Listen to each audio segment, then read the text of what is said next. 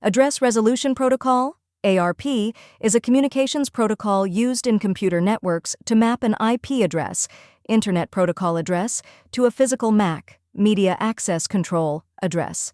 In simpler terms, ARP is used to find the hardware address associated with a given IP address on a local network.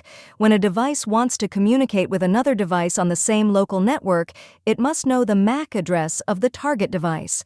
ARP helps in this process by broadcasting an ARP request packet to all devices on the network, asking for the MAC address associated with a specific IP address. The device that has the matching IP address then responds to the ARP request with its MAC address. ARP is crucial to the operation of Ethernet networks, where devices communicate within the same local network. It operates at the link layer of the OSI model, facilitating communication between devices on the same network segment. Once a device learns the mapping between an IP address and a MAC address, it typically caches this information to optimize future communications with the same device, reducing the need for repeated ARP requests.